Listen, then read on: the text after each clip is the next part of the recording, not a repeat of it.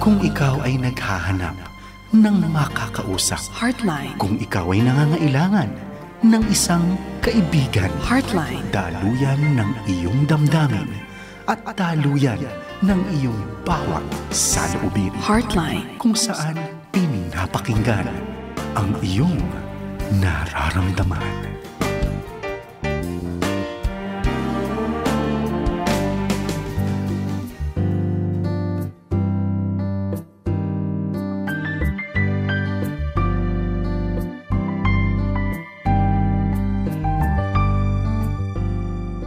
Magandang gabi po. Welcome po muli dito sa Heartline Friday Night Edition. Ito ho si Kuya Pilo Laharca. At alam nyo, nakakatuwa na kasama namin kayo dito ngayong gabi. Meron din na pong napakagandang kasama din dito, isang counselor din. Bago yon, gusto kong i-greet kay lahat dito sa 702 DZAS Radio TV. Tayo po ay napapanood sa Facebook at napapakinggan sa radio sa 702 DZAS. At kayo na nakikinig ngayon sa inyong talapihitan, mapapansin nyo, diyan lang kami sa 702 AM Radio. Kamusta po kayo mga kapatid, mga katoto, mga kaagapay? Good evening to everyone and welcome sa ating mga kapatiran. Alam nyo, may kasama ako dito. Isa siya sa mga talagang napakabatikan na counselor at kasama ko siya naging kaklase sa Alliance Graduate School noon. Siya is ang registered guidance counselor also. At siya ay kasama natin dito sa 702 DZAS, one of the counselors also for Philippine Association of Christian Counselors. Alam nyo, mahira akong makakita ng mga tao na talagang nagdi-deal sa trauma ng mga tao, especially doon sa mga bata. Kasi ang ating counselor ay nagtatrabaho din sa Consider the Lily Foundation. Ito yung foundation ng mga rescued girls, yung mga babae at mga bata na inabuso, nagkaroon ng mga pangyayari na hindi dapat mangyari sa isang bata. At doon sila ay kinukupkop at siya po ang counselor doon.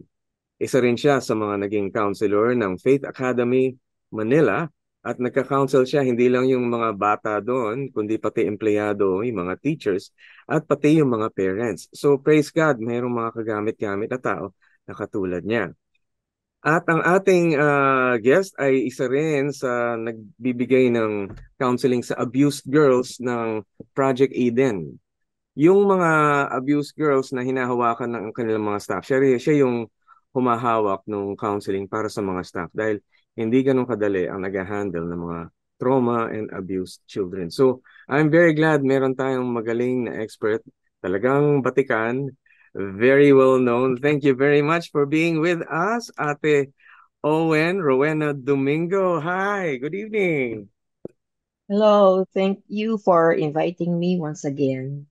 Oo, It's an honor kasi malawak ang matutulungan sa mga ganitong pamamaraan. Ako yung honor dahil talagang hindi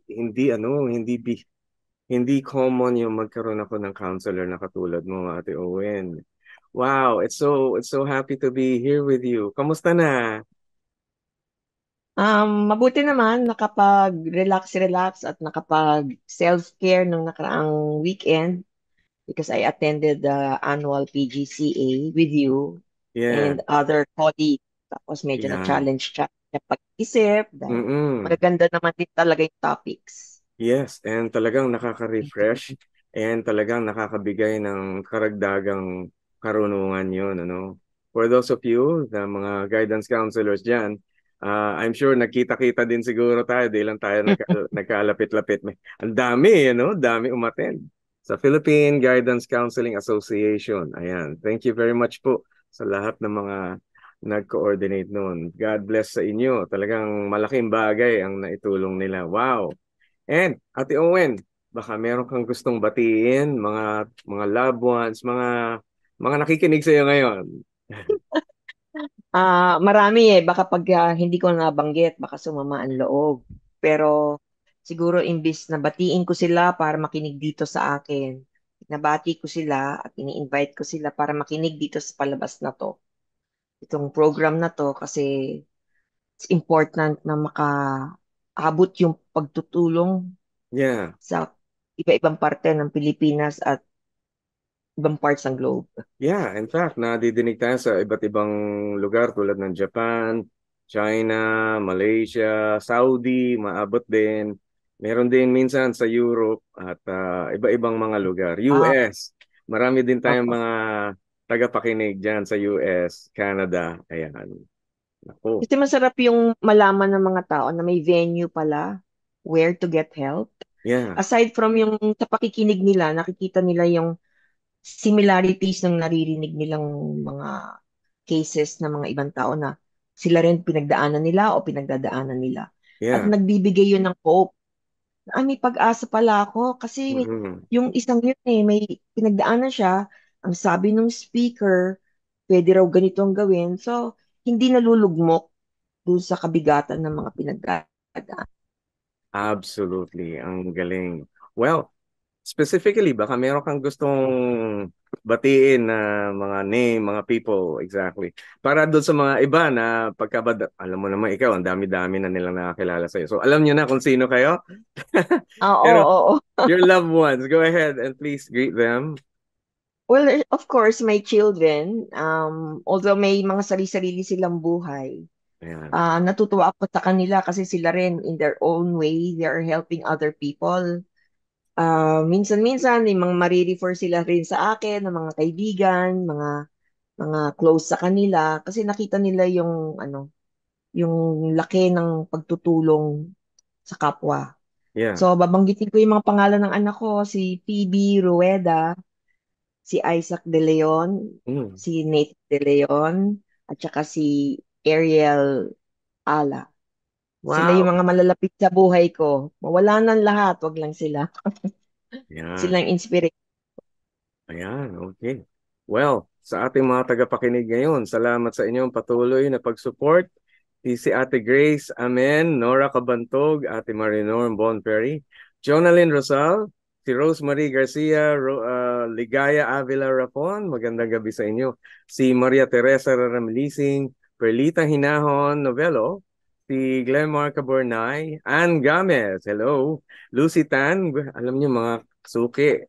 Christopher Flores, Jean Malinaw, good morning sa iyo kung nasaan, I think nasa abroad ka, no? Asley Lazaro, Manay Christy Hopanda, Lisa Duldulao, Simila Manzano, Merly Abitong, Marivic Quico, Marta Arena Vargas, Ate Feli Navarro, magandang gabi. Norma Grande, si Jean Araya, Ate Shem Gaps, ito, taga Occidental Mindoro.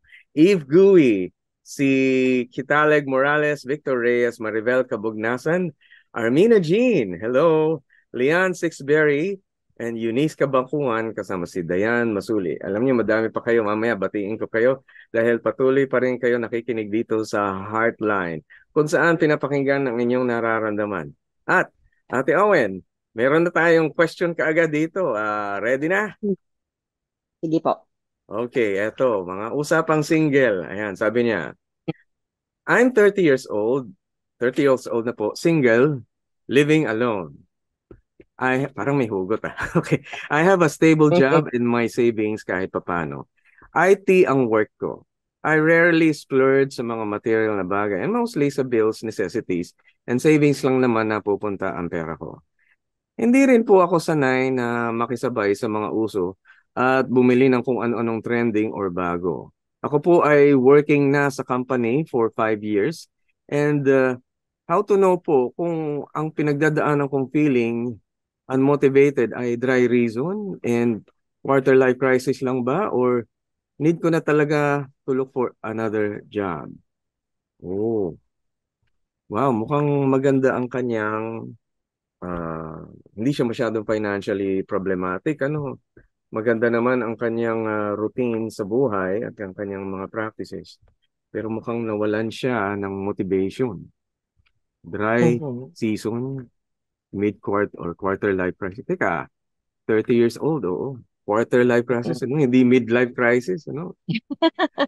Oo. Oo.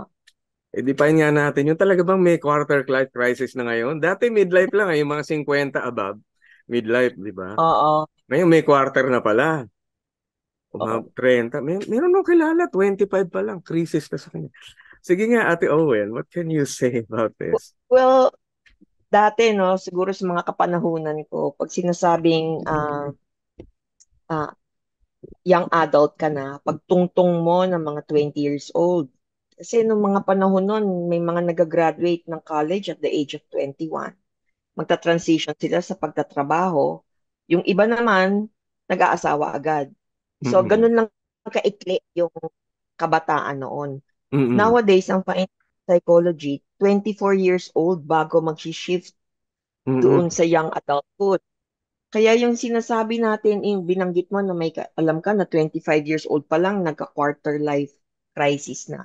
Actually, hindi naman siya talaga crisis. It doesn't have to reach there. Nagta-transition lang. Kasi yung mga ngayon, dahil nga with the senior high school, Oo. kahirapan maghanap ng trabaho, tapos yung iba naantabay pa because of the pandemic, marami nagagraduate the age of 24, 23. Tapos Mm-mm. nahirapan maghanap ng trabaho kasi iba na ang panahon ngayon eh, may either online, hybrid, Mm-mm. mga ganun. So, doon sa transition na yun, nahihirapan sila. Whether it's paghahanap ng trabaho o yung paghahanap ng kaagapay sa buhay, Mm-mm. karelasyon, best friends, nag-aalisan ng mga tao, nag-a-abroad, naghihiwalay-hiwalay yung mga magkakaibigan, nagiging difficult sa mga individuals mag-transition. So siguro, Oo. if you use the word transition rather than crisis, medyo bubukas yung pag-iisip natin na, kasi di ba pag sinabing crisis, naku, parang, eto na yata yung katapusan ko kasi napag-iwanan ako, ganyan-ganyan. Pero pag iisipin natin transition, parang it can even serve as a challenge. Oo. Parang sasabihin natin, okay, sumasampa na ako doon sa next chapter of my life. Yes. Ano Mm-mm. kaya ang pwedeng harapin? Medyo may konting push. Imbis na yung parang ayoko nang bumangon. Di ba no, yung word na Oo. crisis versus challenge? So, posibleng dahil may bagong karanasan, bagong chapter, iba yung dating nag-aaral ka lang, ngayon nagwo-work ka na at may mga responsibilidad. So, parang Yes. ito yung parang Oo, ang gumaganap bigat. na crisis sa isang tao. Oo, Paano? naalala ko, sorry, go Go ahead. ahead, go ahead. Naalala ko kasi yung mga anak ko, mga in their 30s na. Mm-mm. But mga 10 years ago siguro, when they were also transitioning, naririnig ko sila nag-uusap-usap, the first jobs. Sabi na, grabe no, yung mga pinag-uusapan natin, iba na. Dati anime, mga games. Ngayon yung mga tax deduction, mga withdrawal, whatever, overtime pay, policy ng Ayan. HR. Nagka-transition sila. Tapos Mm-mm. nakikita nila na, okay, may sahod nga sila, which is so much bigger than their allowance in Oo. college. Ano, nagtitipid na sila kasi tama, Oo. napupunta sila, nagsishare sa expenses. Meron pa yung mga hinuhulog-hulugan sa mga Mm-mm. opisina, di ba? Mga ganyan. Tapos Mm-mm. pagdating ng Pasko, lahat riregaluhan kasi yun ang kagawian ng mga iba. Oo. So yung budget nila, may 13th month payment sila. Uubos. Kasi lahat ng mga Nauubos, oo. pamangkin, mga kamag-anak, kaibigan, nag-e-expect na, oh, natanggap mo na ba yung 13th month mo? So biglang all of a sudden, yung responsibility, financial, social, at familial, kasi may mga ibang mga individuals nagko-contribute na sa bahay, sa Mm-mm. pamilya, o kaya Mm-mm. Mm-mm. pinag-aaral yung mas mabatang kapatid. Tapos yung iba Yeah. naman, yung iba naman, may mga kaibigan na mahilig manood ng concert. Sabi ko, nanonood sila ng concert, magkano isang ticket? 7,000. Ando doon sa pinakamalayo. Pero masabi lang na nanonood sila ng mga Oo. Korean concert. Yan, Yun yan. din, yung mga Ay, nauuso na oo. ngayon. Ang mamahal Oo. niyan. Doon sa Pero, seminar the other day, doon sa PGCA, may isa na pag-usapan lang in the session na meron siyang order social media, social, online shopping. Nag-order siya ng damit kasi susot niya yun sa concert. oo. So, hindi ka lang bibili ng ticket, bibili ka Oo, pa ng mga oo. outfit mo, yung O mga kasi merchandise pa. may merchandise, may tema kasi yung mga concert na yan. Minsan teternuhan mo yung Oo, kung ano yung oo, suot nung oo. nung Oo, nagpo-perform. Tapos Mm. pagdating mo doon, maraming paninda. Gusto mo rin, may souvenir ka, kay banner yan, o like, what have you. So, and that's the pressure nowadays. Ako, Oo. I'm glad. Nung panahon ko, walang ganyan kasi martial law Oo. ako. Buti Lumaki, tayo. bawal ang mga Alam mo yung pinakamahal ngayon, yatang concert na nagastos ko, 800 pesos. Noon yun ha. Mahal na yun. mahal na yun. Oo. Minsan noon pagka manonood ka ng ordinaryo, madalas nga yung libre lang eh. Alam mo yun, yung pupunta Di lang ba, kami doon no? sa may... Complimentary. Oo, nandun ako sa labas ng Folk Arts Theater. Makikinig lang ako doon. Makikinig ka na. Sino ba yung nag-concert? Ngayon, hindi. Kaya, Oo. I understand the pressures that the people are going through. Oo. Kakaiba yan. Hindi natin yan pwedeng ipasantabi. Oo. Kasi totoo yun sa kanila. Ngayon, Oo. ang maa-advise ko, and I advise this kasi doon sa mga nakakounselan ko, di ba sabi ko kanina, mga girls, lumaki na sila, nasa college na sila. Kamusta? Tapos yung ay, ba, matatalinong mga bata, meron akong alaga na nagpiprilo, pre-med, kumukuha na rin ng counseling, nag-graduate na ng social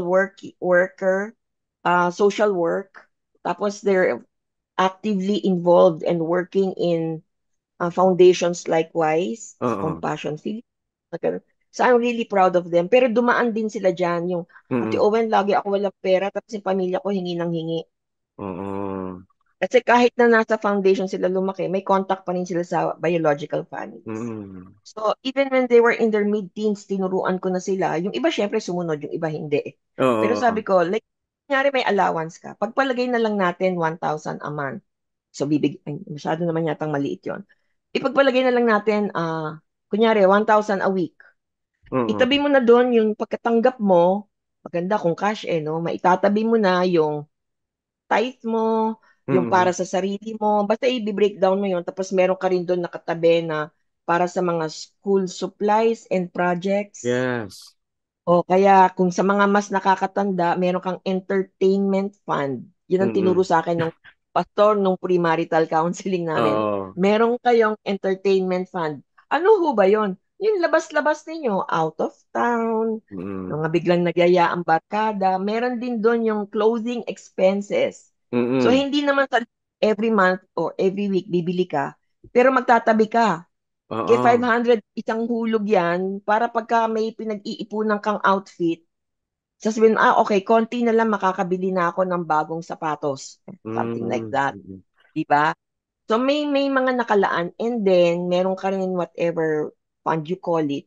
Para kung may, Mm. ako kasi meron ako may fund. Para kung kunyari meron ate, Oo. kasi yung ano ko, kami sa sa foundation, naghuhulog-hulog din na gano'n. So Yan. contribute. Oo. Alam Meron mo, lumalapit na, alam mo meron, ate, tapusin ko lang, may, sige, may sige. lumalapit na mag-outreach, humingi ng sponsorship, meron akong nakalaan. Oo. Hindi yung kung kailan, iisip mo, ito naman ngayon pa humingi ng pera kung kailan naubos na yung pera ko. Kasi Oo nga. naibayad na sa... So, Mm. sige. Yeah, alam mo, that's a very good and practical thing. Nakakatuwa na natuturuan natin yung mga tao ng future preparation, paghahanda sa sariling kinabukasan din. Maganda yan. Etong ating listener ay nagtatanong kung dapat siya maghanap na ng ibang job dahil parang hindi Hmm. yata siya nasa-satisfy. Pero hindi malinaw kung ano yung bagay na parang ang malinaw sa akin dito, merong pinanggagalingan yung kanyang unmotivated na kondisyon. Parang related, ewan ko lang kung tama parang related sa pagiging single. Could it be? Parang, kasi sabi niya, 30 years old na siya ay single. Parang ang emphasis is yung wala siyang masyadong pinagkakaabalahan o wala. Pero 5 years na siyang single. Tapos ganun, pinagdadaanan niya bagay. Parang, ang pagiging single ba ay could it be a source of crisis, quarter life crisis? What do we do? Parang Well, hindi meron, ka naman meron pwede kasi, sa pilitan mag-asawa kagad. oo nga oo. Oo.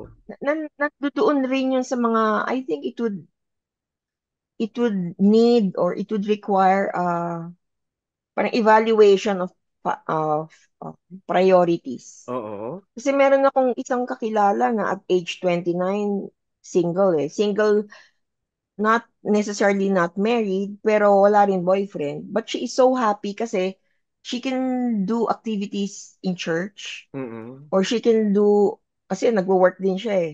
She can do outreaches out of the country or out of town, attend, ano yung, parang kumbaga sa atin eh, may kailangan ng mga CPD points, di ba? Attend tayo ng mga seminars dito. Siya nakaka-attend abroad.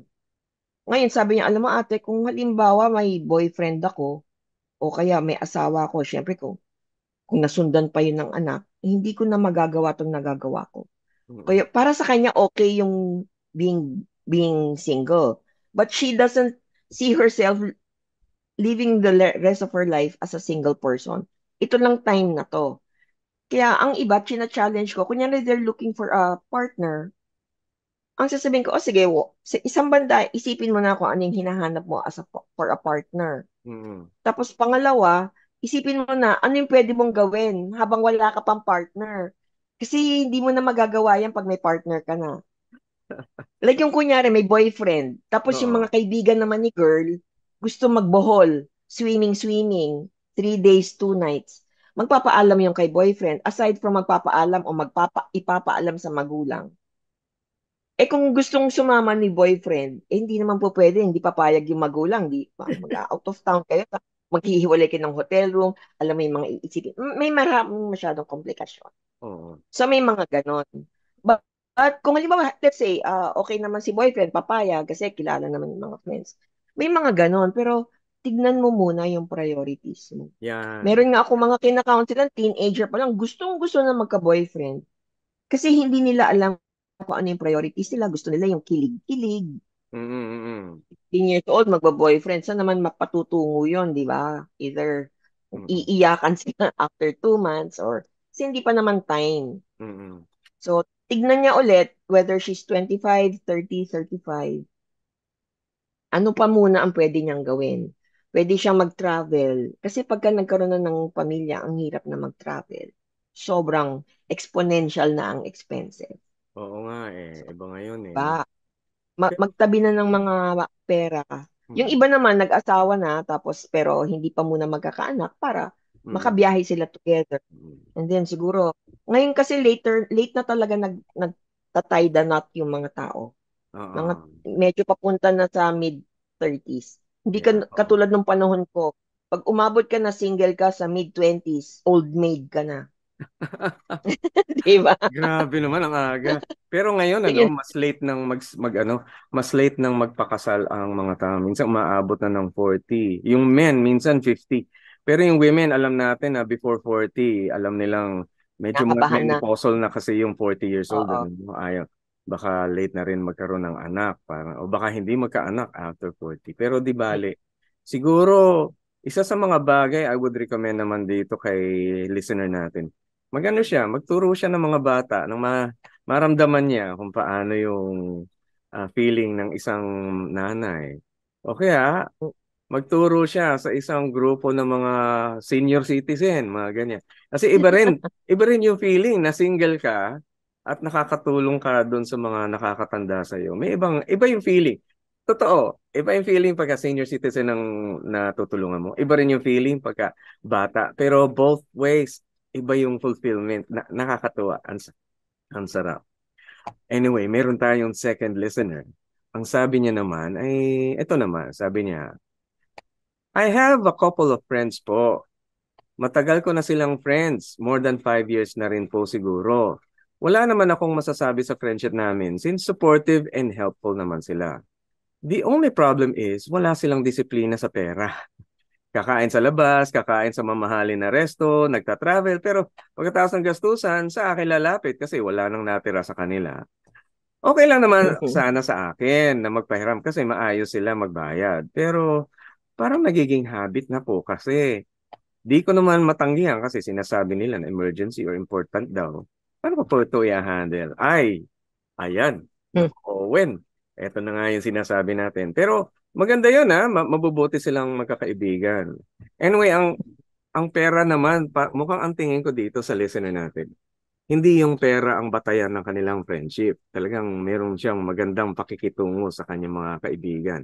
Yun lang, parang hindi maganda yung habit ng mga kaibigan niya. Paano nga ba ito sasabihan? Kung ikaw kaibigan. maganda na yung yung foundation ng friendship nila. Yeah. So, and matagal na silang magkakaibigan. Pwede niyang gamitin yung situation as, kunyari may lumapit sa kanya, humihingi o nanghihiram. Pwede niyang bago iabot yung ipapahiram niya. Medyo teaching moment. Parang, be, paano mo ba binabudget ang pera mo? In a nice way. Kasi ako, ganito ginagawa ko. Parang yung kaninang sinabi ko, no? Oo. Nakalaan. Yun din ang Inahati-hati. tinuro ko sa mga anak ko. Ako kasi lumaki ako cash. So Oo. paglabas ng sahod ko, withdraw ko yung karamihan doon. Tapos cash. Tapos may mga envelopes akong ganun. Ngayon nakikita ko sa Shopee. Ayun, o Lazada. May parang wallet na pwede mo saksakan. O, ito Oo. yung pang tuition. Kagaya ngayon, nag-aaral ako. Yung tuition ko next sem, nakatabi na, inuunti-unti ko na. Para pagbayad ko ng this sem, mawawala lahat yun, empty, di ba? So, Oo. mag-iipon na ako every month, may hinuhulog ako paunti-unti. So, hindi mabigat. Mm-mm. Tuturuan niya yung mga friends niya, either pang sabay-sabay o pa isa-isa. Tapos kung halimbawa ng hiram usually pagka ganyang age, mga medyo malaki na yung hinihiram, sabihin natin Mm-mm. 5,000. Pwede mag-set si girl ng limit. Alam Mm-mm. mo ba, ito lang maabot ko sa'yo, 2,000 lang or 1,000 lang kasi may nakalaan.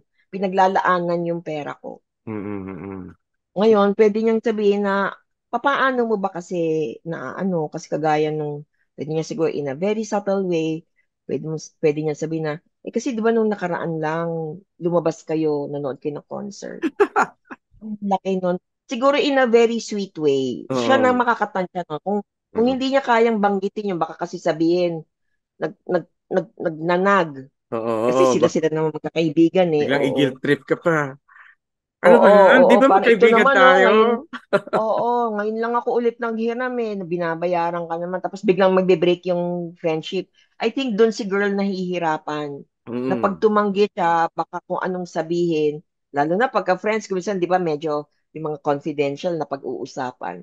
Medyo kakabahan ka na, baka kung anong mangyari doon sa Oo. mga ininvest mo. So, Oo. masyadong maselan. Mm, masyado Pero masaya. siguro as a group, kung natatakot siya ng paisa-isa, kasi Oo. baka ma-direct, pwedeng in a group. Like yung kunyari Mm. sabihin, o ano ba mga friends, tara, may ano ngayon, may promo ang Cebu Pack, punta tayo ng Palawan bago tayo ma-invade ng China. Oo. Ganon. Pwede siyang sisingit na ganon. May Nabanggit pa political talaga. ano pa eh, no?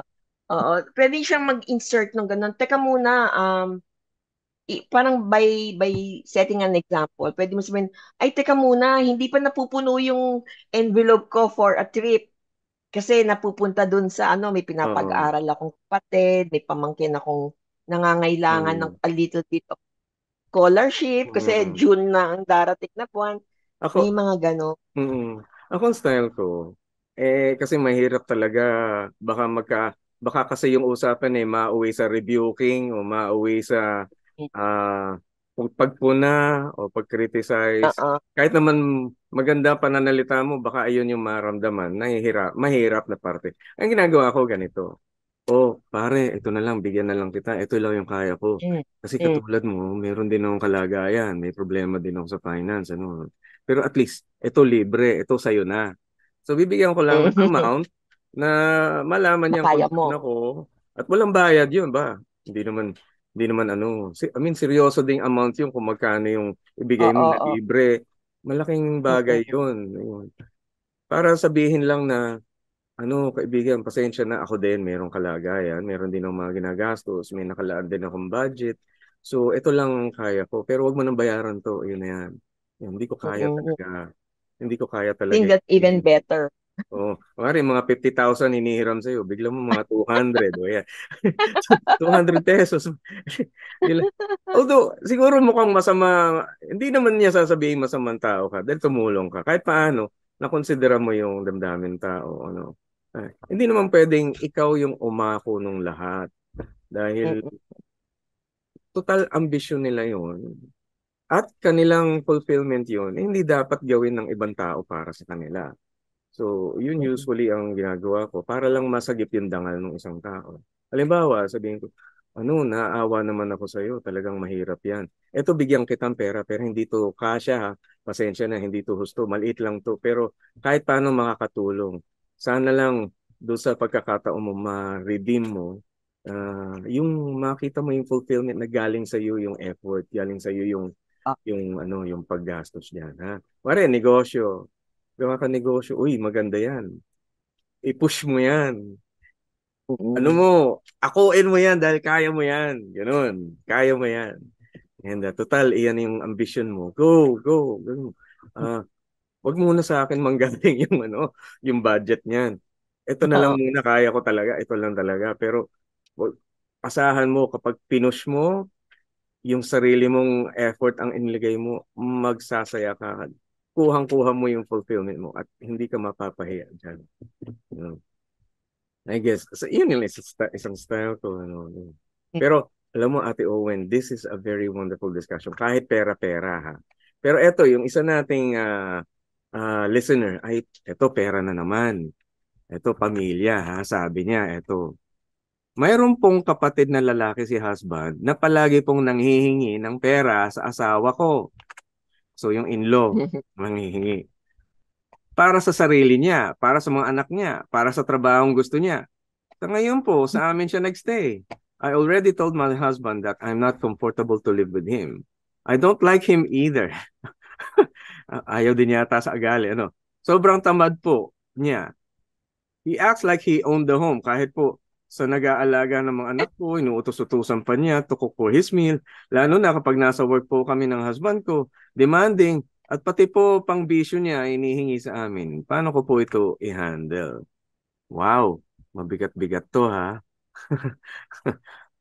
Mukhang, mukhang pag-aawayan yan mag-asawa. Oo nga, malaki dahil kasi ito isang hindi lang yung pag-asa ng tulong, kundi may pag-uugali din na nakaakibat. So dalawang bagay ang iyong inaayos dito. Umaasa, paghingi, tsaka yung pagmamaniobra doon sa bahay. Doon pa nakatira. May anak pala ito. No. Oo. Well, may share ako pero Hindi sige ikaw muna, ate una. Oo. hindi niya binanggit kung yung mga anak niya nakatira rin sa kanila, no? Mukhang Ah, hindi. pero yung the fact na inuutos-utusan pa yung mga pamangkin, ipagluto siya pagka wala yung. So makikita natin dito very clear, walang Hmm. boundaries.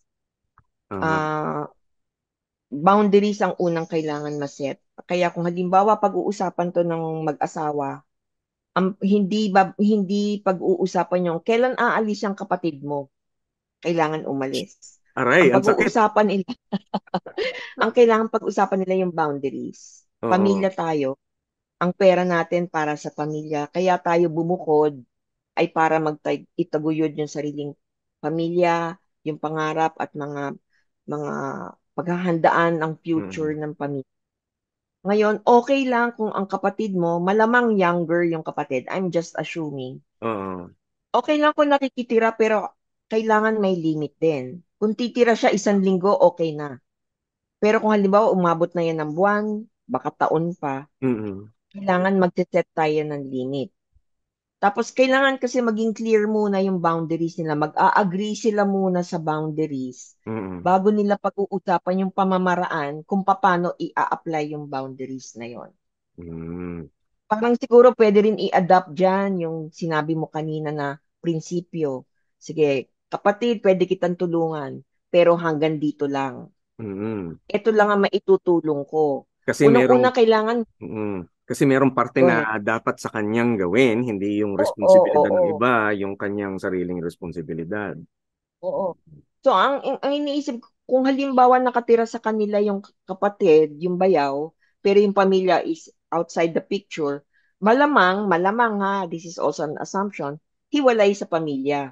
Oo, at may Pero problema. so may problema sa pamilya, tapos ngayon inako ng kuya, so anong tawag nun sa psychology? Enabler. Ayan, oo, So enabler. pinapabayaan lang magbuhay binata yung kapatid. Mm. At kung halimbawa nandiyan, bakit hindi naghahanap ng trabaho? Diba? Yeah. So, yun yung mga angle na talaga, sabi ko nga maaaring maging sanhi ito ng awayan o malalim na diskusyonan ng mag-asawa, pero kailangan yan i-deal bago nila madi-deal yung kapatid. Oo. Kasi kung hindi sila nag-a-agree doon sa boundaries na set nila to protect the family, hindi magiging successful ang pakikipag-usap doon sa kapatid. Oo. Ang natatakot ako, siguro sorry lang, Sige lang, isingit sige ko lang. lang, coming coming from the perspective of trauma, masyadong malaking dahilan itong setup na to para may maaabuso, Mm. unfortunately, sexually. Kasi may ibang member ng family na nakikitira at may mga anak doon na nabubuli, hindi naman bully, na pag-uutos-utusan, na Oo. control. Actually, yung cook daw, Nakakatakot. yung tagaluto. Pwede kasing ganun eh. Oo. It can be dahil strong ang personality. Again, this is all assumption. Base lang to sa mga exposure, sa mga trauma Oo. based circumstances. Ito yung mga setup niya, nakasetup yan. Maraming incest na nangyayari. Ang taas ng statistics natin sa Philippines. So, dahil sa ganoon, kailangan iniiwasan din yon. Oo. In fact, sa Bible, sinasabi rin, di ba, live, and weave. Kailangan talaga bubukod.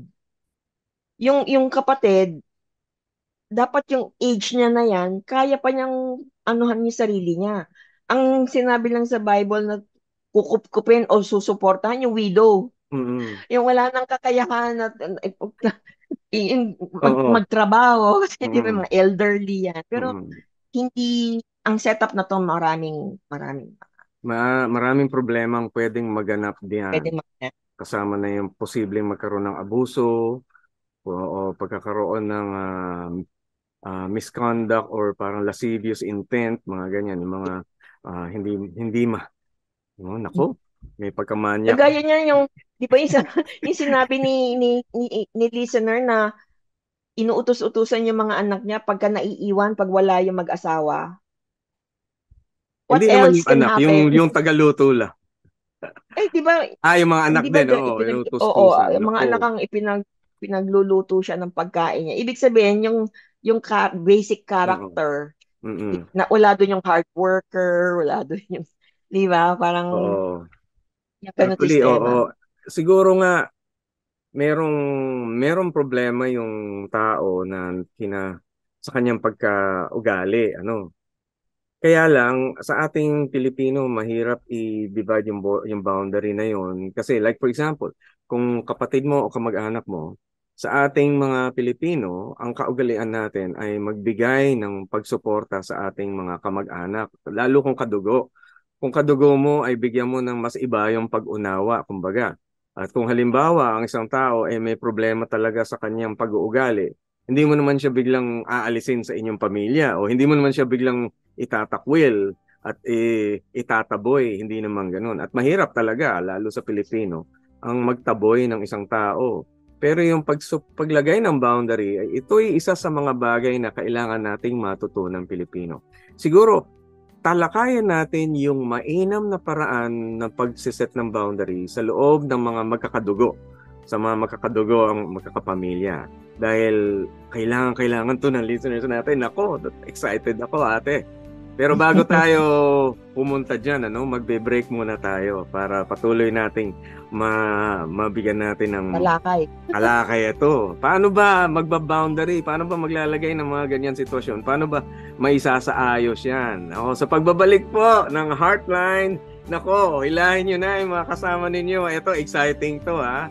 Kung abala ang iyong kadugo o kapamilya dyan, kung may problema kayo sa relasyon, sa mga pag-uugali at sa mga sitwasyon, tingnan natin anong gagawin. Pagbabalik ng Heartline, don't go away. We'll be right back. Stay tuned sa DZAS 702.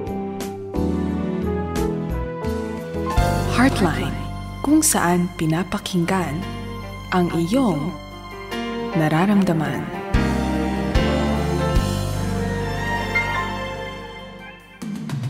Nagpapatuloy sa ika-75 taong pagsasahinpapawid ng mabuting balita ni Kristo. Ito ang Far East Broadcasting Company.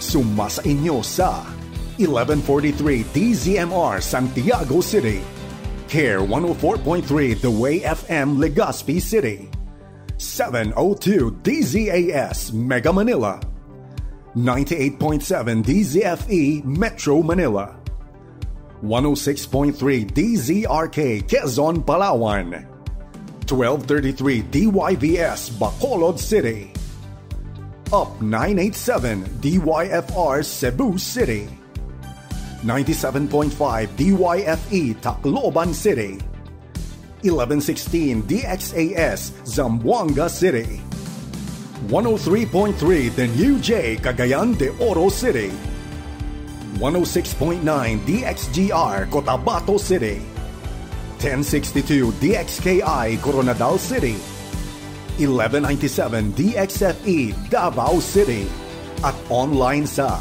Pinoy Connection at Now XD. FEBC Philippines. Ang bawat tagumpay, Diyos ang nagbigay.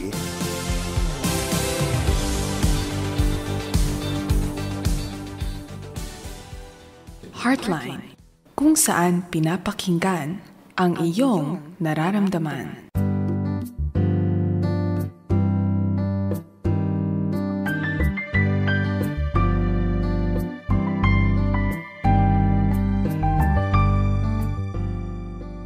Maraming salamat mga kaagapay sa patuloy na pakikinig. Kung ikaw ay ngayon ka palang nakikinig dito sa Heartline, andito kami ang init-init ng ating mga talakayan. Bagamat medyo umuulan-ulan na, thank you very much doon sa ating mga kaagapay na nakikinig ngayon. Napapag-usapan kasi natin yung tungkol sa boundaries ng mga magkakadugo. Hanggang saan ba talaga dapat ang pagtulong, hanggang saan ba talaga dapat ang mga bagay na dapat na ipaubaya sa ating mga kapatid, sa magulang, mga bagay na kadugo mo na. Pero gusto nating ipairal yung kabutihan ng Diyos, pati yung kabutihan ng ating mga kababayan. Pero bago tayo magpatuloy doon, gusto ko lang batiin yung mga kasama natin sa Tokyo, Japan. Si Kuya Ferdy Katabay, pati si Ging, Ate Carlene Katabay dyan sa Tokyo Baptist Church. Kasama si Malen, tsaka si Karen Damian. Hello sa inyo, Tokyo Baptist Church. Kamusta Caroline Lamoste sa Canada?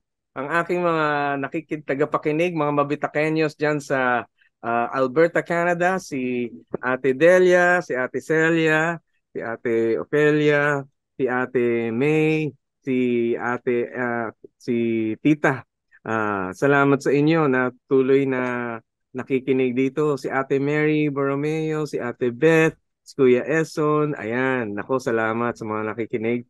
Pati si Reynald Kempis sa Oman, kasama ang kanyang asawa si Tin. Hello, kamusta kayo dyan sa Oman? At yung mga kaagapay natin sa Turkey, Ate Esri Gudon. Hello, kamusta ka na? Ate Citadel, kasama ang kanyang asawa si Antoine at ang dalawa niyang cute na mga binatang anak. Ayan, hello. Si Paul, tsaka sino nga ba isa? Si Paul, tsaka si Earl? Okay. Anyway, I love it. Thank you very much for being right there listening to us. Ikaw, Ate Owen, baka meron ka pang gustong batiin na mga pahabol. Mga generic yung mga followers. Ay, batiin natin ang ating mga kumares. Si Ate Tess Gayares, si Ate Sally Ladignon, sino pa nga? Si Ate Cheryl Falsis, si Ate Wilma D, sino pa ba? May nakalimutan ba ako? Parang may isa pa eh. Yung mga kasama natin, si Sally Chung. Yan, si Ate Sally Chu. At sino pa? Parang meron pa eh. Well, yung mga kasama natin dati sila, Malu. Yan, si Malu Tumuran. Ayan. Ate Del Rosario. Ayan. Si Wing na nasa Japan na. Oo, ay Ate Wing, nakikinig ka? Si Yoli. Yan, Yoli Alba. Ayan. Hello, Ate Yoli Alba. Ay, nako. Ate mga professors ng AGS, yan yung mga nagiging lagi kong kasama. Ayan, mga inspirasyon namin. Si Doc Ana ko, si Dr. Ging Regencia, si Doc June Moises Ardina. Ayan. Pati yung kanyang Mrs. Ano nga mga pangalan? Si Mrs. Ardina. Thank you very much. Si Ma'am Ann. Si Ma'am Ann Ardina. Ann pala, Ann Ardina. Ayan. Thank you very much for being with us. Anyway, napapag-usapan nga yung paglalagay ng boundary sa mga magkakamag-anak. Kasi usong-uso nga ngayon, parang hingi dito, hingi doon, hanggang saan ba yung husto at hanggang saan ba yung tama na? Ano ba yung tamang pagbibigay ng limitasyon sa mga ganito, lalo na sa mga kamag-anakan natin? Common ito, common na problema.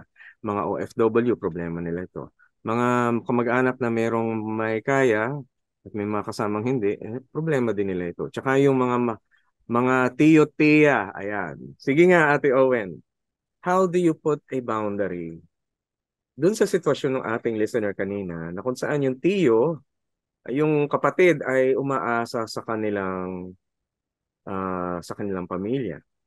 Ayan. Ayun. So what do you think?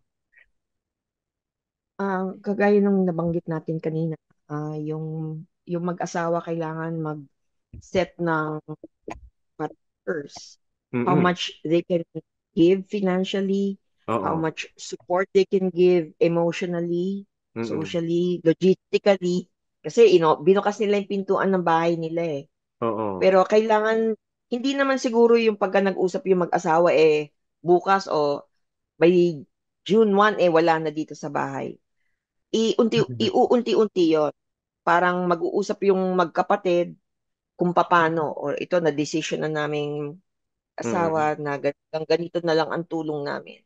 We will give you until the end of June, July, August, end of the year. Sila nga kasi mag-asawa ang magsiset. Ngayon, Mm-mm. kunyari nagbitaw ng deadline, ano ang pwedeng mangyari in the meantime? Mm-mm. So, kunyari, in the meantime, ayusin mo na yung papeles mo. Pwede naman tulungan yun ng kapatid, ng kuya, Oo. ng lalaki. Pwedeng tulungan, at pagtulungan natin yung mga papeles mo. Ano ang mga dokumentong pwede mong ihanda para pag nag-apply ka ng trabaho? Oo. Ano ang mga pwede mong gawin? Ano bang gusto mong applyan? Gusto mo ba mag-overseas? Gusto mo ba dito lang? Anong linya ng trabaho ang hinahanap mo? I-assist naman siya. It's not as if, hanggang end of the month na lang, out ka na. Walang ganon. Mm-mm. Mm-mm. Tapos siguro pa pwede rin nilang sabihin, sige, mula ngayon hanggang sa pag-alis mo, pwede ka namin bigyan ng allowance. Mm-mm. Mm-mm. Allowance para hindi yung hingi ng hingi. Oo. Oo. Tapos parang kasi ando dun siya nakatira under the same roof. Oo. Dapat itatrato rin siya na may mga limitations kasi ganun na mga bata, di ba, yung mga anak. Mm-mm. Kumisa nga, di ba, pagka napupuno yung magulang, hanggat nakatira ka sa ilalim ng bubong, yung mga ganon-ganon. So, pwede rin niyang lagyan ng ganon. Sige, bibigyan kita ng ganito a week, ikaw ang Oo. bahalang gamitin yan wisely. Pero, may mga ganon, pero, kapag mali ang paggamit mo, kunyari, bumibili lang ng yosi, isinusugal kung saan, Oo. mawawala yon.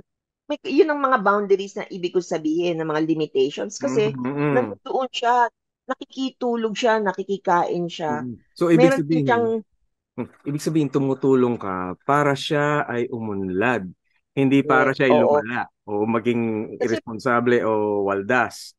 oo, kasi parang parenting na rin yun eh. 'Di ba? Parang Oo. at this age, dapat ikaw nagsasarili ka na. 'Di ba? Parang Mm-mm. kung hindi man, kung wala man, may nabanggit ba na may asawa? May anak eh. Hindi ko na matandaan. May Ay, anak. O sige. oo, may anak yung yung nakikitira.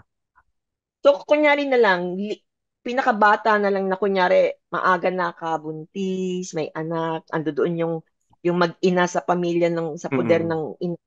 Tapos, kunyari, late teens itong kapatid nakatira sa kanila, he will be treated like a child. Oo. Na meron din, sige, kuya ang nagpapalaki sa'yo, pero may limit ka. Parang yung mga anak ko, kasi maaga ako na byuda, namatay yung tatay nila at when they were very young. Ang mga in-laws ko ang nagpaaral sa kanila. Pero ang katapat nun, good grades, Mm-mm. nag-valedictorian yung isa. Tapos ngayon nagtatrabaho na for the tita kasi pare-pareho silang mga abogado. So may mga ganon, hindi yung maraming salamat po, sige, tapos wawaldasin na yung natutunan, di ba? Hindi sila ganon. They Oo. take, parang out of gratitude, they grew up responsible people. Tapos ako naman bilang ina, single mom, inaayos ko rin yung pagpapalaki sa kanila. Sige, Yes. sige, hingi ka ng pera doon kay tita mo. Hindi ganon, tinuturuan ko, ikaw matuto ka to Oo. live within your means, ganyan-ganyan. Ayun. May ganong I think, parenting pa rin, kahit na adult na sila oo. nun. Sa ating kultura, no, I think ang operating principle doon is yung konsepto ng dangal. Gusto natin, ang isang tao ay mabubuhay na mayroong dangal. Hindi nawawala yung dangal. Kasi kapag kunwari, naging irresponsible ka o kaya iniyasa mo na lang sa iba, nawawalan ka ng dangal. Hindi mo pwedeng masabing marangal yung ganong uri ng pamumuhay. At siguro dapat mapairal sa mga pamilya. At ito'y inherent, Pinoy na Pinoy. Yung mabigyan ng dangal ang buhay ng isang tao ay kapares na rin ng dangal na ating kinikilala sa pagiging nilikha ng Diyos. At hindi ka naman nilikha para maging tamad o maging taga-utos lang o magmando dito, mando doon. Ang isa sa pinaka nakakarangal o karangalan ng isang tao ay yung kakayahang kumilos para sa kanyang pangangailangan at makatulong din sa kanyang kapwa. Siguro, I think, ewan ko, tama ba, Ate Owen? Yung pamilya natin, mga magkakamag-anak natin, ang ambisyon natin sa bawat isa ay yung magkaroon ng marangal na pamumuhay. Na ibig sabihin, kayang tumayo sa sariling paa, kaya niyang tumulong sa kanyang kapwa. Hindi yung siya yung nagiging pabigat. Kasi sa konsepto ng Pilipino, meron din mga kung tawagin na pasangkrus, pabigat, mga ganyan. May Oo. konsepto tayo ng mga taong hindi ako makaahon dahil ikaw ay pasangko daigdig, ikaw yung daigdig. Yan, ganyan. Ayaw natin ng ganun na nagiging pasan-pasan ka at ayaw natin maging pasanin. Kaya sinasagip mo ang dangal ng isang tao pag binigyan mo siyang pagkakataong tumayo sa sarili niyang paa. Pag binigyan mo siyang pagkakataong umayos at gamitin yung kanyang kakayahan para maging ah, yung mapagsumikap. Maski naman doon sa ating nung ah, sisikapin kong maging isang tawag dito yung sa isip, salita at sa gawa tayo ay nagiging maayos na Pilipino sa ating kapwa. Ayun. Naku, ang ganda-ganda nun. Ate Owen, so paano ba ipairal yung prinsipyo na, uy, mahiya ka naman sa iyong mahiya ka naman doon sa iyong sariling kalagayan, ibangon mo naman yung dangal mo. Paano yon sa mga Pilipino? May mga naka-counsel akong ganun eh. Ang pamamaraan ko is I challenge them. Mm. Yung karamihan sa kanila nawala na yung pangarap. Oo. Hindi na sila na, Mm. parang they're just living for the day. Yeah. So, kailangan ma-challenge sila na, ano ba, naalala mo ba nung bata ka, may mga pangarap ka? Like, Oo. kunyari, ako noon, gusto ko maka-abroad. May mga Oo. ganun lang. It doesn't have to be anything luxurious. Nag-i-improve naman yan o lumalaki naman yan habang tumatanda ka eh. So, pero kasi pagka meron kang pangarap, aabutin mo yun, magsusumikap ka eh. Yun, Yung iba oo. nga nagtatrabaho para makarating doon sa pangarap. Yung iba, makapagtapos lang po ako ng high school. So dahil gusto nilang Mm. matapos yun, magtatrabaho sila. Yung iba talaga namamasukan para lang may pera sila. Dahil bibili rin ng uniform. Meron pa nga yung iba, ayaw silang pag-aralin ng magulang. Kasi sabi ng magulang, hindi, dito ka lang sa bahay, kailangan kita dito sa bahay. Mm. Hayaan mo na yung mga nakakabata sa iyong kapatid ang mag-aral. Kasi panganay ka. Maraming mga ganun, talagang kinasasama ng loob ng mga bata. Kaya Oo. may mga, iba-iba yung mga naging effect nun. Na-abuse sila, pati yung dreams sila nawala, nanakaw sa kanila. So Oo. yun ang binubuhay ko. Number one yung pangarap. Mm. Kasi may mga nakakausap ako, so ano mga pangarap mo sa buhay? May parang, wala talaga eh. So, kahit na anong pangarap yun, kahit anong liit, I honor them. Like kung kunyari, gusto ko lang maging basketballista paglaki. So, di siya challenge. Talaga? Wow, ang galing, yayaman ka dun. Loko-loko kung ganyan. And then, sasabihin ko, so anong ginagawa mo ngayon para ka maging basketballista? Nagpa-practice ka ba? Lumalaro ka ba? Pero maganda yan kung through Mm. educational things din, maging player ka. Mm. Na-educate ka pa. Hindi naman pa pwedeng hapon-hapon nandun ka sa kanto nagba-basketball. Sino Mm. kalaro mo? Lahat ng kalaro mo nasa school. So something like that in a very indirect way. Mm. So yung kunyari, balik tayo doon sa kapatid na nasa bahay lang. i-challenge natin siya. Ano ba ang mga pangarap? Baka kasi namatay yung pangarap. Baka na-devastate siya nung nagkaroon ng problema sa pamilya. Mm. Baka whatever transpire Oo, din, baka, baka di ba? baka nawalan ng gana sa buhay dahil sa Oo, pangyayari sa kanya. oo. Tapos kung nasisi, basta kung ano man. Kasi teaching moment yan eh. Lahat naman Oo. tayo nadadapa. Hindi naman, wala naman exempted. So yung mga nadapang ganun, imbis na pukpukin natin sila, ikaw kasi ano mo, sinabi ko na sa'yo, o, di ba? So, pagka ganon, siguro as a counselor, no, I don't Oo, know, oo. somebody else, paiikutin nyo. So, anong, sa tingin mo, ano ang po pwedeng mangyari ngayon? Bigla Para yung mag-o-open up. para marating yung kanyang ambisyon. Oo. Ah, Oo, parang pagka kunyari lumalim ang usapan ninyo, lalabas yung mm. sana hindi maging katulad ko yung anak ko, yung anak namin. Oo. Buti na malalim na yon, medyo sasabayan mo na yon. So Mm. ano ba yung pwedeng mangyari sa anak mo? Eh baka di makapagtapos, ganyan-ganyan, lalala. Sabi ko, Ah, oh, ikaw ba, may pangarap ka ba na oo. makapagtapos? Ako siguro sasabihin ko doon sa kapatid ko. Kumari, kapatid ko yun na umaasa sa akin. Ano. Pwede kong sabihin, alam mo, naalala ko yung panahon na meron kang ambisyon na gusto mong asikasuhin. Siguro napagod ka, no? Pero kunin mo yung lakas mo kasi ano eh, kaya mo eh. Kaya mo. Siguro sasabihin ko sa kanya, ako rin naman, ambisyon na ako, kahit tayong dalawa, ambisyon natin dalawa na maging maayos tayo sa ating sarili nating mga buhay. Nag-asawa ka, nagkaroon ka mga anak, sarili mong buhay yun. Ambisyonin mo na iayos mo na maging maganda kalagayan mo, hindi nagiging pahirap sa iyo o sa kahit kanino. Ako naman, gusto ko rin makatulong para umayos ka rin at gumanda ang buhay mo. Hindi ko gusto yung itsura na hindi mo kaya buhay mo. Imposible. Mm, Posibleng hindi mo oo. kaya buhay mo. Kaya mo buhay mo. Andiyan ka eh. May, andyan na yung kalagayan mo. Maganda nga yung oportunidad eh. May anak ka. Kahit sabihin natin wala kang pera.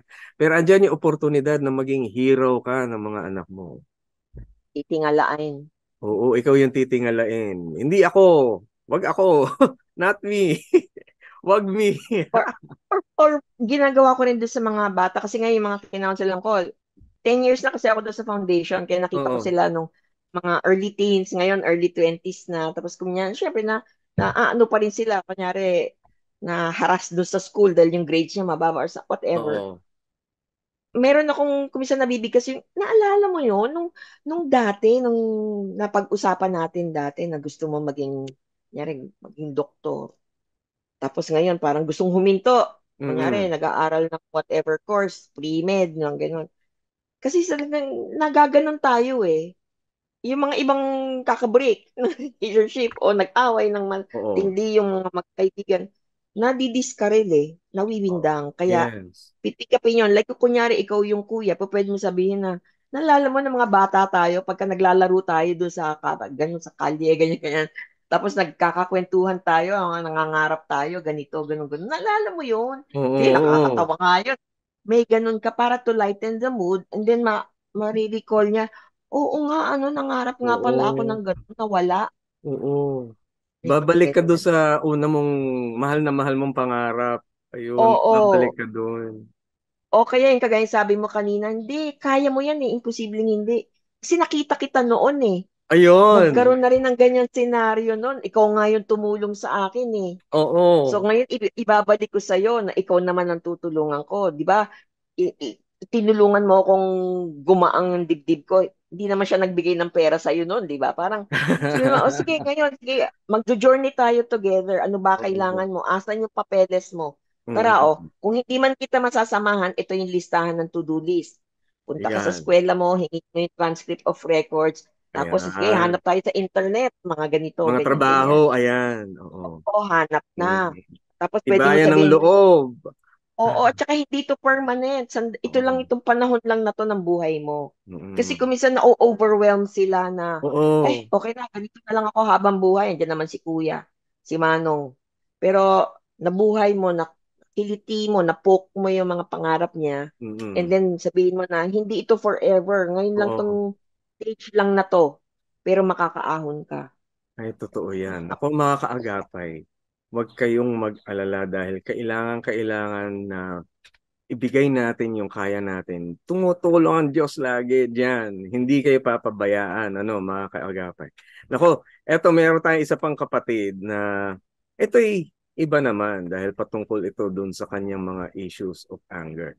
Posible kasi ang kanyang tawag dito, ang kanyang mga problema ay merong galit sa mundo. Okay? So ito ang kanyang tanong. Sobra na po kasi yung anger issue ko. Minsan yung anger ang nagiging demotivator no? Pero tingnan natin. Sobra na po kasi ang anger issue ko.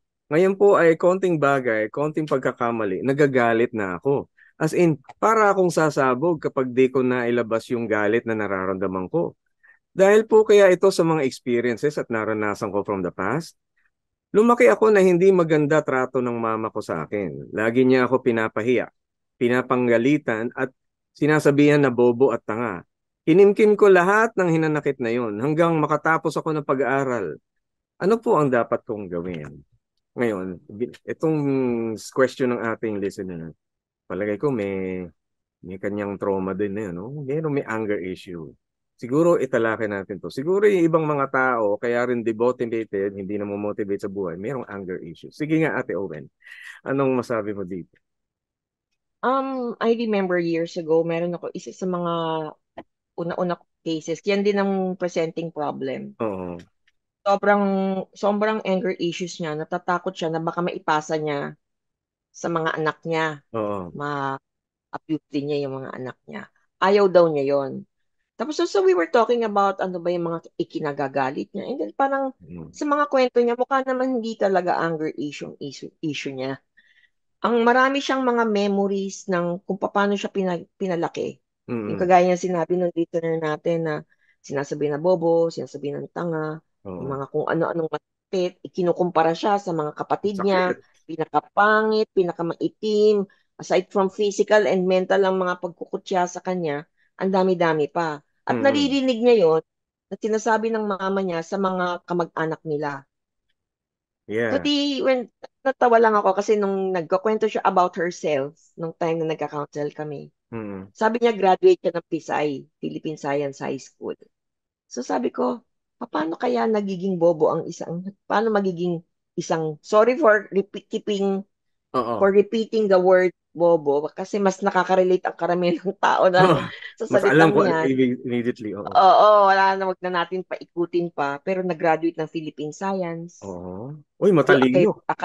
Oo, full academic scholar ng college, Aba. university, hindi ko nababanggitin kung ano yon.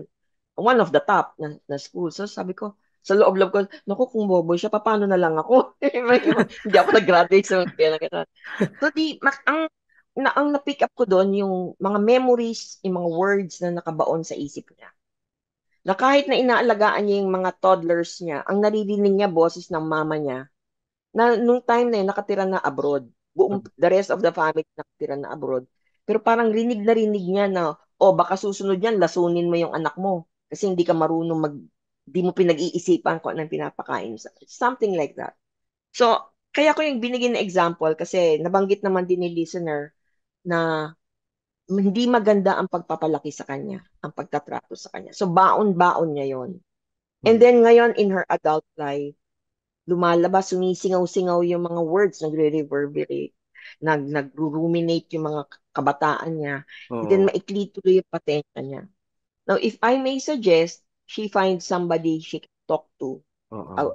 good listener, a counselor preferably, para train, para mailabas niya yung mga toxins na yon. Oo. And then, maharap niya, kagaya itong sa counseling ko na yon, parang pagkatapos niya ilabas lahat ng mga kinwento niya, yung mga paano siya na-treat and mistreat or maltreat, pinag-usapan na namin, sino ka ba talaga? Yung Yan. identity niya, ang Oo. binuo namin. Yung sobrang niyang introvert at yung shame na naipasok sa kanya. Alam mo, pag naghahatid siya ng mga anak niya sa eskwelahan, nung time na yun, may sasakyan sila mag-asawa. Hindi siya bumababa ng sasakyan. Kasi ayaw Bakit? niyang makita siya ng mga co-parents at ayaw niya kasing marinig na, baka marinig niya na, ayan ba yung mama nung dalawang cute na girls? Ba't ang pangit? Kasi sinabihan siya Oh. ng mama niya na pangit siya. In Oh. fact, dumating sa punto na gabi-gabi, araw-araw, pinupuri siya ng asawa niya, sinasabi ng asawa niya, you know what, I praise God na binigay ka niya sa akin isang magandang asawa, isang ulirang ina, ang tali-talino. Hindi raw niya nare-receive yun. Mm-mm. Ang natatandaan niya yung sinabi, bobo ka, pangit ka, maitim, maganito, chuchuchu. So, binura namin yun. Sabi ko, alin dito ang katotohanan, alin ang mga kasinungalingan. Oh. Iyak siya noon. Sabi niya, ano ho ibig niyong sabihin? Sabi nga, sige, sige, sige, i-count natin yung mga achievements mo. Eh, wala nga po kasi nga ho, bobo ako. Tapos, isa-isa na yung lumalabas, with confidence na lumalabas. Oo. Naalala ko po, na-awardan ako ng ganito, ganyan, ganyan. Nung Oo. kamakailan ho, na inawardan ako ng 5 years. Matagal Oo. na po yung 5 years. Ikaw nga 5 years, ako hanggang 2 years lang ako. May mga ganon. So nung unti-unti, nagliliwanag yung mga positives. Yan. Natatabi na yung mga negative. Mm-mm. Meron din mga ganon. Kaya pag meron nga ako nakakausap, ano siya, pastor's wife. Oo. Inaaway daw niya yung mga members ng church. O something like that din. So nagulat ngayon yung asawa, yung pastor. Gusto ako makita, di natakot ako kasi ay, alam, baka magalit dahil naging achiever na yung asawa niya eh. Tsaka Oo. naging confident. Yung pala gusto rin magpa-counsel. Mm. Na-abuse din daw siya nung kabataan niya, ng magulang niya. Naipapasa na lang. Oo, kaya nung Ay. nakita ni husband na nagbago, may possibility na magbago isang Oo. individual in spite of, nagpa-counsel din siya. Yeah. So, nakakatuwa lang how the Lord can transform things around. And then, ang hindi ganun lang ang ending. Ang sinasabi ko, may mga naranasan kang hindi maganda and I'm sure may mga kilala ka na ganun din. So, ipatotoo mo sa kanila yung paano ka nabago. Pay Yan. it forward. Ganun. Oo. Ay talaga, totoo yan dahil nasa pagbabago naman na iyon na tinutulungan tayo ng Panginoon sa pagbabago, sa mabuting pagbabago. Yun yung ibinibigay sa atin ng Lord, ano. Ito nga yung tinatawag na continuing tawag doon. Ano nga ba? Naku, nakalimutan ko bigla yung salita. Pero it's a word na you continually grow to the perfection of Jesus Christ. Sanctification, ayun, sinasanctify ka ng Panginoon. At talagang habang nakikita mo yung kalagayan mo, yung tunay mo kalagayan sa harapan ng Diyos, sinasanctify ka talaga. At talagang ang ganda-ganda niya. Nako, Ate Owen, this is very good. Sa mga taong may galit, ano, siguro ang paniwala nila hindi maganda. Pero kung meron silang magandang alternatibo na totoo, kukunin din nila yun, ano? Yun yung talaga papaniwalaan din nila, Ate Owen. Naalala ko, nung Mm. bata ako, sinabi, kaya mainit ang ulo niya kasi kulot. Ang mga kulot daw, mainit ang ulo. Sige, ako naman, paano naman ako? Diretso buhok ko, pero mainit ang ulo ko. So, marami tayong mga kinalakihan na Mm-mm. ginagamit natin as excuse. Ganito ako ganito ako pinalaki. Si Papa nga ganito, nanununtok. Ako nga buti, hindi nanununtok. So, may mga ganun tayo na Parang hindi. nagdadahilan na lang, ano, para ma-permit o ma-tolerate yung ugali na pangit naman, Mm, hindi pa tama. Pero pwede namang hindi, ano. Pwede namang maging masaya ka sa isang bagay. Pwede namang ginagawa mo na may sigla, ano. Ay, invite ko lang kayo lahat, mga kaagapay natin, kung sakaling kailangan nyo ng counseling, kailangan nyo ng online na counseling sa professional pero wala kayong budget. Meron pong libreng counseling na inaalay, ino-offer ang Philippine Association for Christian Counselors. At punta lang kayo sa philac.org, philacc.org. Punta po kayo doon, mag-set kayo ng appointment, meron kayong libreng 2 appointment para sa professional counseling. Huwag po kayong magpalipat-lipat, hindi naman po mabadadagdagan ang libre. Pero doon sa 2 libre na yun, malaki po ang may tutulong ninyo. Kung kailangan ng further counseling, mga professionals po yun, pwede ho kayo makapag-arrange ng appointment and ng fees dahil meron silang counseling fees din. Pero yung unang 2 po ninyo ay libre. Sa Philippine Association for Christian counselors. Daanan nyo sa ating website sa philac.org, philacc.org. Ayan, Ate Owen. At sana makatulong sa inyo. Eto pa, meron tayong isang listener uli at tungkol din naman sa pag-uugali. Sabi niya, college na po ang daughter and she is an introvert. So daughter niya, college niya. Nagsumbong siya sa akin na kahit college na siya, lagi pa rin siyang binubuli. Ayaw daw niya magsumbong dahil baka isipin ay duwag siya. Ayaw na po niyang pumasok sa school. Paano ko po siya matutulungan? Ayan, naku, malaking tanong ito. Bakit nga ba ang pakiramdam ng isang tao ay tinitingnan siyang duwag? Naku, pressure to ha. I think may kinalaman to doon sa mga batang na-abuse din at na-bully din. Mukhang method to ng mga society. Hindi ko maintindihan. Ba't gano'n, ano? Sige nga, Ate Owen. Yung, meron ako mga na-count sila na hindi naman sila physically abused. Siguro, meron akong isa in particular, emotionally neglect, Oo. lumalaki. Come from a good Christian family and all that, but siguro being the youngest, hindi masyado nang bigyan ng attention yung emotions niya. Kunyari, growing up, ito niya yung siguro ideally nga, kasi di ba yung pag-uwi, may kausap na magulang, na mama, nakikinig sa mga pinagdadaanan ng isang teenager. Hindi niya naranasan yun kasi both working yung parents niya. Tapos yung mga older, malaking agwat. So parang napag-iiwanan lang siya. She was on her own. And then dahil sa studios naman siya, napupunta lang yung panahon niya sa pag-aaral. Pagdating niya ng college, well, do sa narrative niya sa akin, nabully daw siya ng friends niya. So pinadefine ko. And it's good that ipapadefine mo. Kasi yung mga tao ngayon, pag sinabing bullying, akala nasusuntok, nasasaktan. Pero in her case, tatlo silang magkakaibigan, all girls naman. Pero dahil siya being an introvert, hindi siya masyadong palatalita. At yung dalawa, makwento. Kapag nagsasalita siya, parang feeling niya hindi siya pinapakinggan. O hindi siya makasingit. Parang masyadong third wheels siya. Ano tawag nun, di ba? Meron out mga of ganon. May nahihirapang sumingit kasi hindi alam so, yung timing na. kung paano. So, hindi pa siya masyadong develop sa social skills niya. So, ang term niya doon was bullying.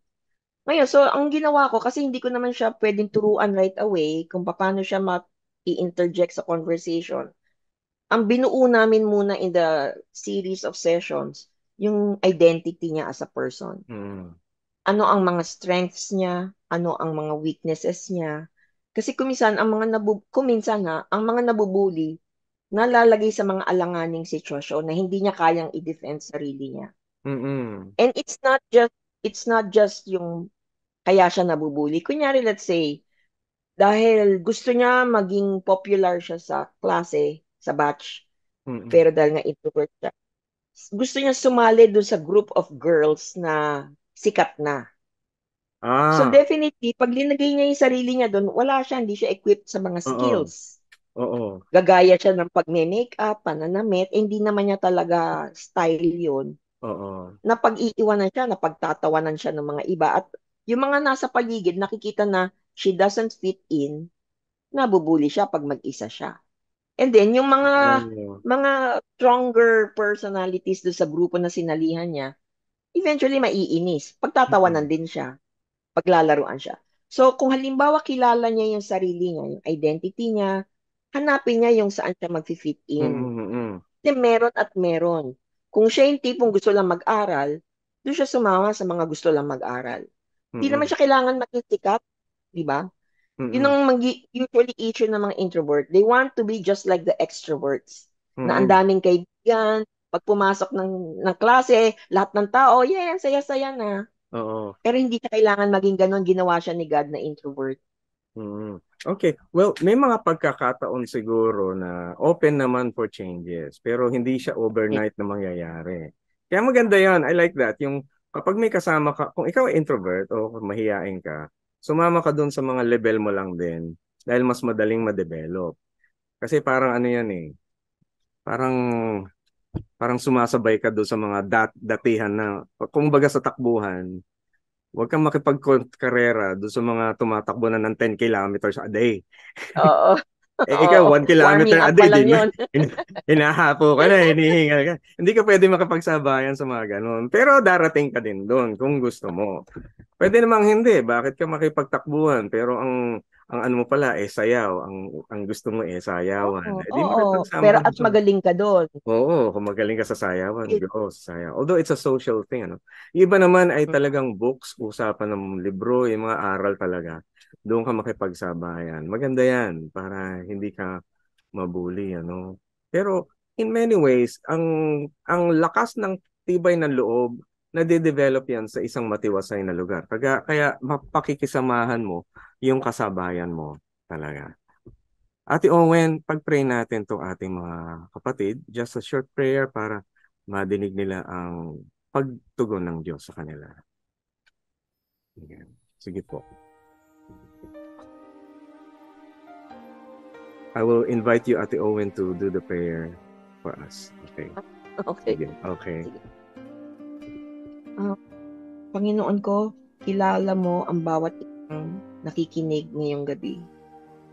Alam mo ang kanilang sitwasyon, alam ninyo kung ano yung kalagayan nila, kung ano ang as well as yung kanilang mga strengths at yung mga abilidad nila para sila mag-grow out of their shells at mag-grow out of the limited surroundings that they are in.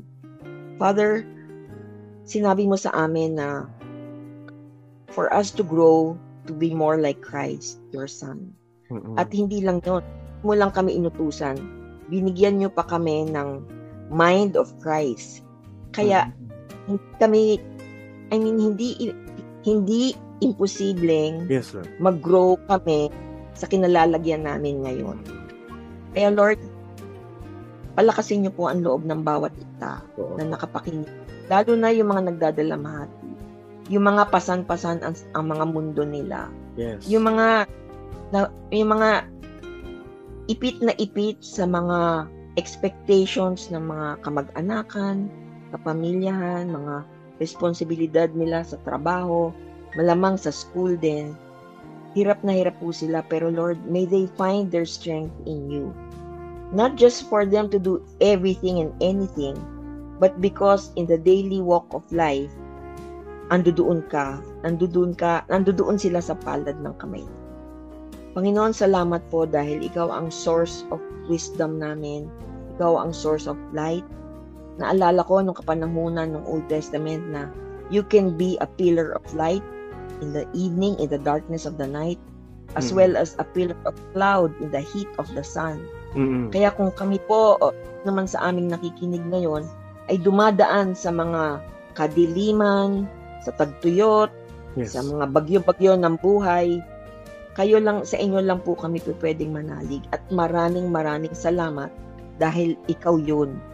Otherwise, wala po kaming ibang panghahawakan, wala po kaming ibang anchor, wala po kaming ibang guide, kundi ikaw.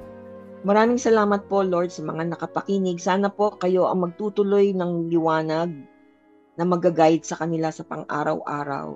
Kayo po ang magbibigay ng peace na kahit na anong hirap ang pinagdadaanan nila, kayo po ang nag-uplift ng kanilang mga damdamin. Na kahit po they are so lost, hindi nila alam kung anong direksyon ang patutunguhan nila dahil ang daming taong nagsasabi na ito ang dapat gawin, wag ito gawin. Nakaka-confuse po, Lord. Paano po kung halimbawa walang nagsasabi sa kanila kung anong dapat nilang gawin?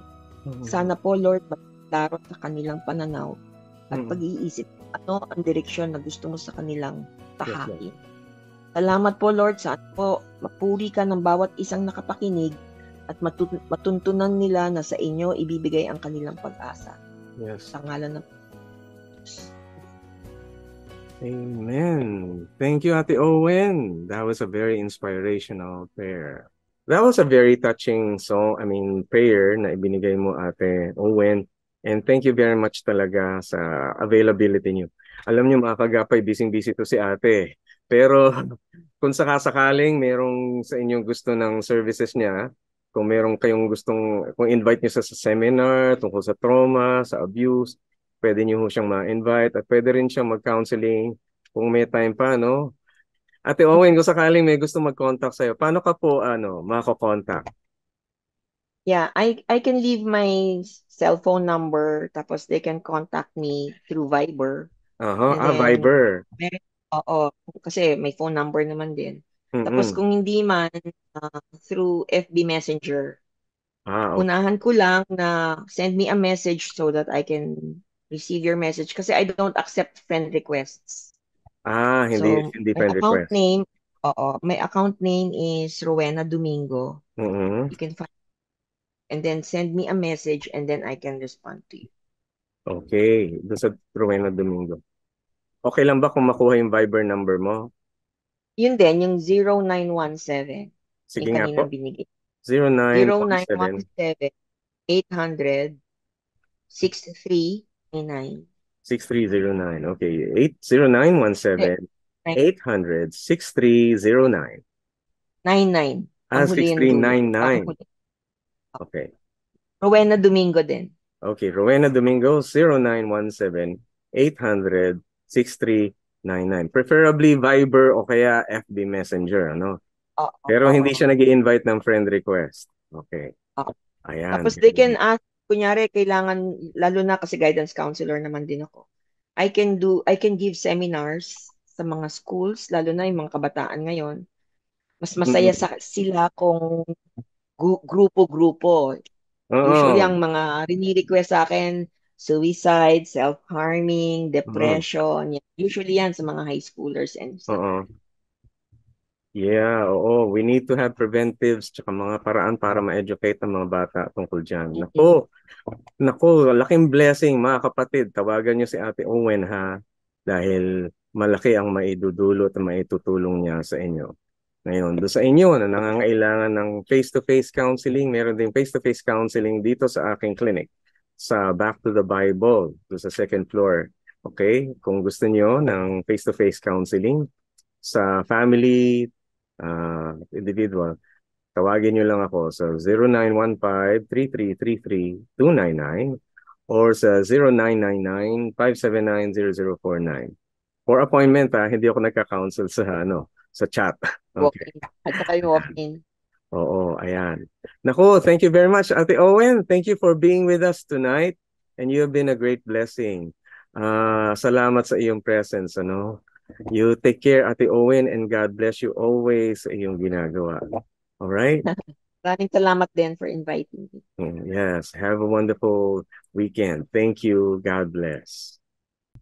Salamat mga kaagapay sa pakikinig at sa pagparting ito. Siguro nakita niyo na parang may buong tema ang ating mga tinalakay ngayon. Kagaya nga nung pagkakaroon ng pagkilala sa sarili at pagpapalawig ng ating mga pagkatao sa harapan ng Diyos. Isang bagay ang matingkad dito, no. Yun yung pagkakaroon ng dangal. Yung dangal ay isa sa katangian nating mga Pilipino. Mayroon tayong mga bagay na pinapahalagahan katulad ng pagiging marangal, pagkakaroon ng dangal, at talagang itinataas natin yung mga mabubuting bagay sa isang tao na kaya niyang gawin. Ito nga ay nagdudulot ng dangal. Ang sabi ng salita ng Diyos sa atin, dapat tayo ay mayroong mabuting bunga sa ating lahat ng pagkakataon. Tulad ng sinasabi sa Lucas 6 verse 45. Luke chapter 6 verse 45. Sa Tagalog, ang mabuting tao ay nagbubunga ng mabuti mula sa mabuting kayamanan na nasa kanyang puso. Ang masamang tao ay nagbubunga ng masama mula sa masamang kayamanan na nasa kanyang puso. Sapagkat mula sa kasaganaan ng puso ay sinasalita ng bibig. Sa makatuwid, sa tayong mga Pilipino, kilala natin to at alam na alam natin to.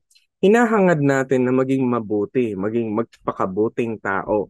At sa ating kultura, hinahangad natin yung magkaroon ng mabuting loob, kabutihang loob. At ang ating pagtulong sa ating kapwa ay kabutihang loob. Hindi para maging masamang loob ka, kundi maging mabuting kalooban din. So kumbaga, sa ating Pilipino, naniniwala tayo sa hawa-hawa ang pagiging mabuti. Sa pagiging mabuti mo sa iyong kapwa, hunahahawa din sila dapat ng kabutihan. At ganoon yung tamang espiritu nating mga Pilipino. Sa ating mga Pilipino, hinahawahan natin ang ating kapwa ng kabutihan upang sila ay maging mabuti rin. Sa ating mga natalakay ngayon, may mga taong nambubuli, may mga taong maabuso, may mga taong hindi maganda ang pagtingin sa sarili. Dapat mabigyan ng pagkakataong mabuti ang iyong kalooban. Ang mabuting kalooban ay nangahawa ng kabutihan sa iyong kapwa at sa iyo ring sarili. Pero paano nga ba nagiging mabuti ang isang tao? Sa mga katulad natin, mayroong tayong katangian na hindi natin magagawa bilang tao. Yung magiging lubos na mabuti ay nanggagaling lamang mula sa Panginoong Diyos. At kung ikaw ay mayroong pagkakakilala sa Kanya, alam mong kaya mong magpahawa, kaya mong makuha yung dangal na ibinibigay ng Diyos sa iyo. Sa makatuwid, kapag kilala mo ang Diyos bilang Panginoon at tagapagligtas, ipipilit mo at gagamitin mo lahat para matupad yung karangalan na ikaw ay kinalulugodan ng Panginoon. Gusto mong marating yung kalugod-lugod sa Diyos. Ang maging katanggap-tanggap at mabuti sa Diyos dahil siya ay tinatanggap mo rin. Tanggap mo ang Diyos, tinatanggap ka rin ng Diyos, napakagandang relasyon nun. Sana mga kapatid at mga kaagapay ay maunawaan natin na may mga bagay tayong dapat gawin upang masagip ang ating kapwa mula dun sa maling gawi. Kasi kailangan natin bilang isang komunidad at tungkulin natin na bigyan din, hawahan din ng mabuti ang ating kapwa. Lalo na doon sa mga taong sumasablay, mayroong mga problema na hindi na yata maganda, yung mga nag-feel, yung mga mali ang paningin sa sarili, yung mga nagkakaroon ng pang-judge o kaya yung nahihirapan tayo dahil hindi mailagay yung tamang boundary. Nawa ay madulot natin ang mabuting dangal sa ating kapwa. Ito po si Kuya Pilo at kami ay naandito sa Heartline 702 DZAS kung saan pinapakinggan ang inyong nararamdaman. At mapapakinggan nyo kami tuwing alas 9:30 ng gabi hanggang alas 11, araw-araw mula Lunes hanggang Biyernes. Sa loob ng buong linggo, 5 araw nyo kaming mapapakinggan. Tayo po ay miyembro ng Kapisanan ng mga Broadcasters sa Pilipinas. At syempre, nais kong pasalamatan yung mga naging kaagapay natin dito sa DZAS. Ang Bukawe Transmitter Site, sa kasama natin sila Prodtech Nat Peralta, Reggie Villena, Jonathan Reyes, pati si Kuya Benjo Morano, at Engineer on Duty si Chris Molina, Kuya JV Tabua, at syempre ang in-charge natin sa Ate Kayla Escalante, ang ating PA. At salamat din sa iyo, Ate Jo Alabastro. Uy, sana po ay makarinig kami kung paano po natulungan kayo ng ating programang ito. At kung kayo ay nagnanais na mag-support financially or any kind para sa FEBC, puntahan niyo po ang ating website sa FEBC Philippines /donate. At doon po makikita ninyo kung paano ho makakatulong dito. Habang tayo ay nagpabibigay ng broadcast sa iba't ibang lugar, non-profit po kami, pero welcome po ang inyong tulong or blessing. And may God be in your favor also at i-bless kayo lahat sa inyong mga pagsuporta. I-bless din kayo habang tayo ay nagbibigay ng salita ng Diyos. Muli, ito po si Kuya Pilo Laharca. At sa susunod po natin makikita next week, Friday uli. Pero araw-araw may Heartline kasama ang iba't ibang mga hosts natin from Monday to Friday. See you! God bless po!